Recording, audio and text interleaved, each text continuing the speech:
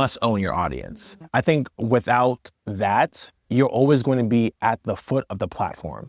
So I think whether you want to start a newsletter, you want to start a community, you want to do events, that's the next step I think all creators should take. Welcome to the 9 to 5 Quitters Club, the podcast uncovering the creator entrepreneurs at the forefront of a work revolution. Today, we're speaking with 3 creator entrepreneurs who have successfully built multiple income streams from their content and expertise. We'll break down the practical monetization strategies for creators at any stage. You'll learn Janel's 5 C's framework for building income streams, discover why owning your audience is critical for long-term success, and get insights on how to approach monetization based on your unique strengths and audience. Plus, they address the common fear many creators have about charging for their content. Let's dive in, and we hope you enjoy. I came to this space mainly through YouTubers, and more like the Cleo Abrams, Colin and Samir's, who deeply struggle to gate their content, or like don't want to. They're fine with the YouTube model and brand partnerships. Like that is the full thing. Even people like, not to call out Cleo, I love you, but like she said before, does not want to charge for content. Colin and Samir were super scared about launching a course.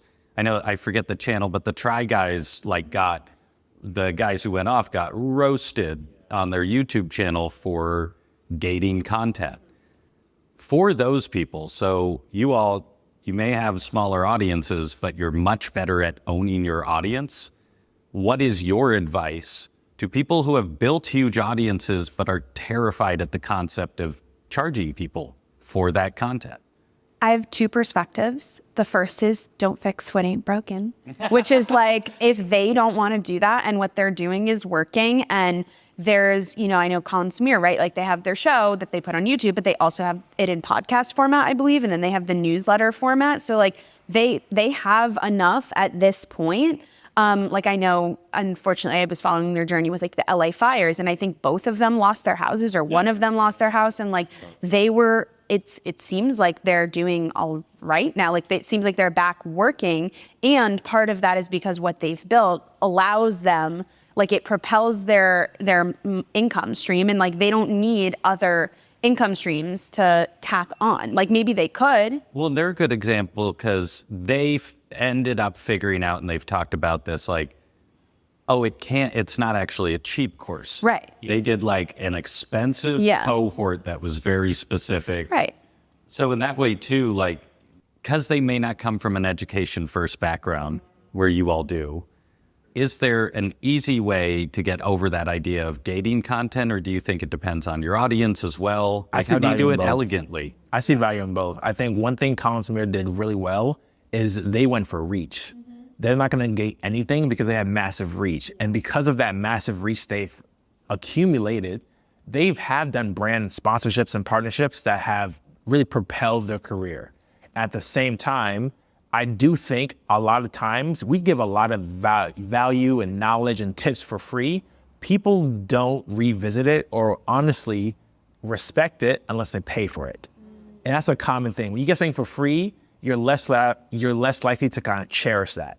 But if you spend money on this course, it actually shows intent. I'm trying to find the words now. How dedicated are you to actually doing said task? So if their course, I don't even know what their course was about, but if it's like growing your YouTube, right? Only people who are really serious about growing their YouTube are going to commit. I think that kind of shows, that kind of shows, all right, cool. We now know who this real community is, and we can now pull case studies from this and show. I think it's just like the long-term vision. I will also say that it's important for someone thinking about converting massive reach into income through a gated version of their expertise or their information. Conversion rates are very low. Do not or they don't have to be, but they typically are, especially if you're just learning this new model. Do not expect 100,000 followers or subscribers to equal $100,000. Mm-hmm. Yeah. Conversion is going to be very different. And the thing is, the type of content that you create depends on your business model. So if your business model is or was like mine when I was first starting out, which was just as a coach and using content as a vehicle as for lead generation to then convert into paying clients. The type of content that I create for conversion into paid clients is very different type of content than I now create the majority of, with the goal of expanding my audience, engagement, community building, awareness, reach. That is not the same content that's going to turn someone following me into a paid customer. Now I know how to do the dance between both of them, and both of that type of content has space on my platforms. But if you have only ever created content to expand your reach, grow your following, grow your community, it's a different skill to learn how to create content that turns someone into a paying customer.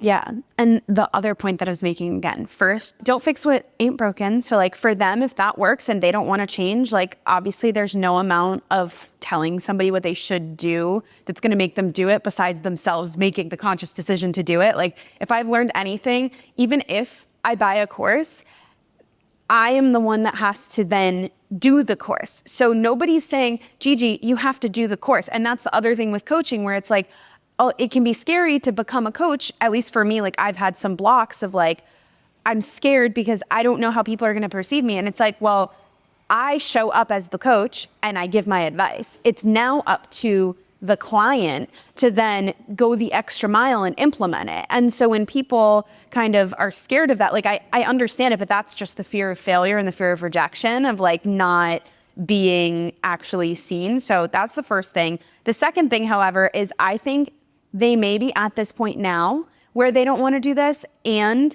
down the line, I could see Colin and Samir doing their own mini VidCon kind of thing. Like they already do pop-ups at these big industry events already. And I think that eventually they will potentially do ticketed events that are specifically for the members of their community. And maybe then they do launch a tiered thing where there's a VIP thing, or once they launch their private community of supporters, they're then able to expand. And so if that's not what they're doing now, that's not to say that they won't do that in 2 to 10 years. I mean, they could do that. They could evolve. Like, think of Gary Vee, right? He once started on social media. I don't think he was ever thinking about public speaking or doing media appearances. Now he has VaynerX or his whole media company, Universe. Vayner Universe, like Vayner Speakers, VCon. I mean, he's got the NFT stuff. He's got all of it.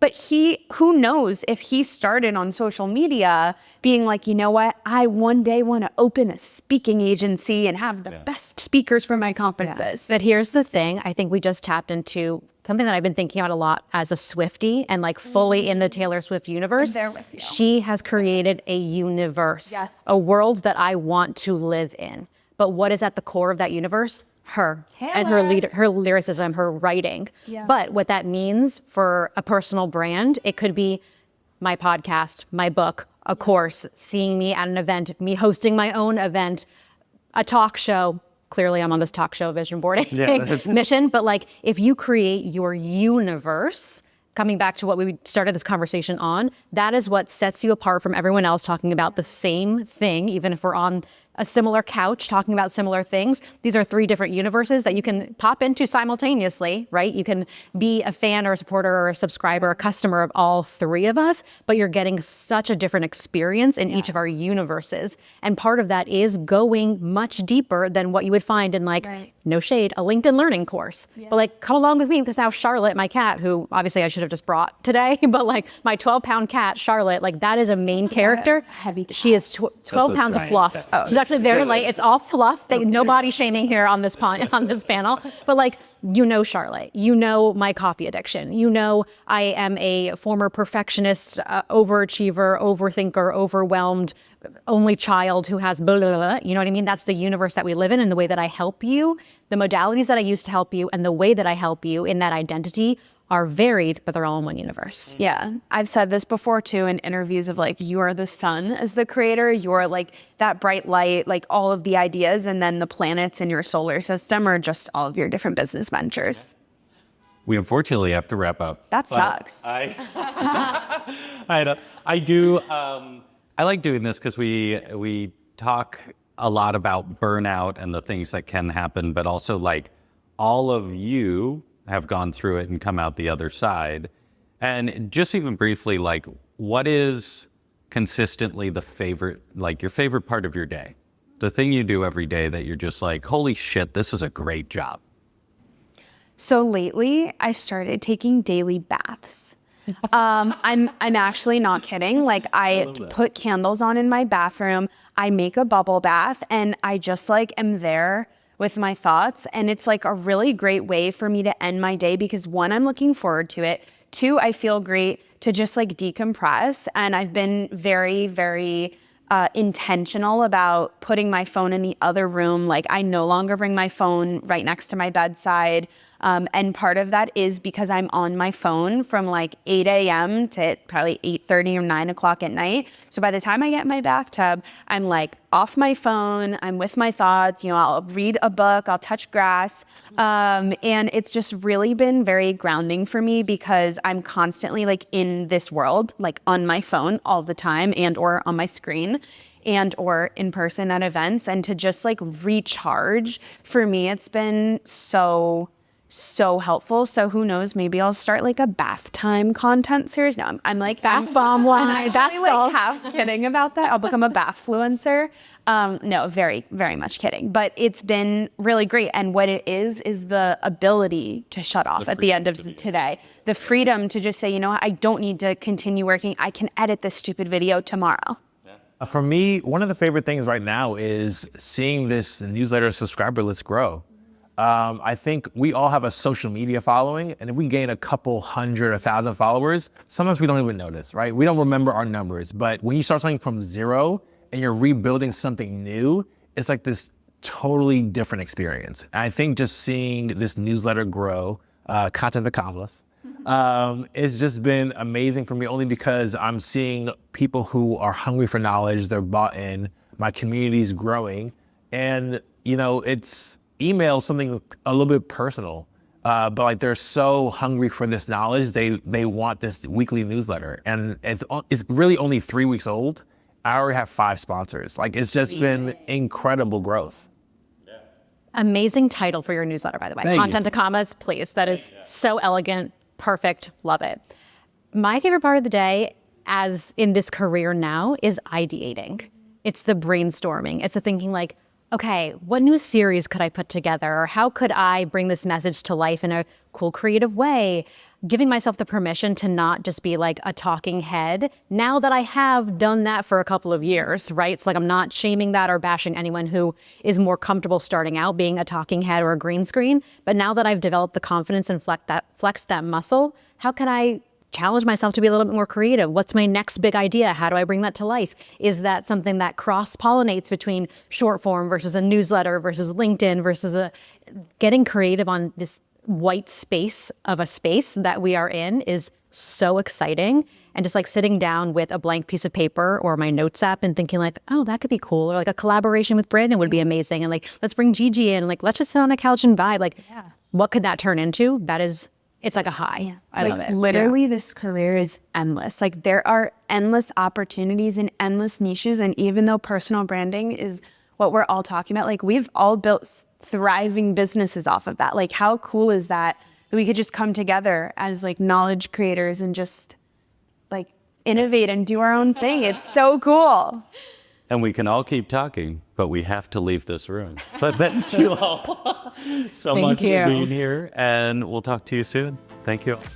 Gigi, Janel, and Brandon are a great example of how strategic monetization can create sustainable creator businesses. Their advice to start with one income stream, master it, and then gradually add more provides a practical roadmap for creators. And their emphasis on owning your audience, whether through newsletters, communities, or events, is perhaps the most valuable lesson for creating true independence in the creator economy. If you want to catch the rest of this conversation, don't miss the other 2 parts here, or you can watch the full thing with the link in the description.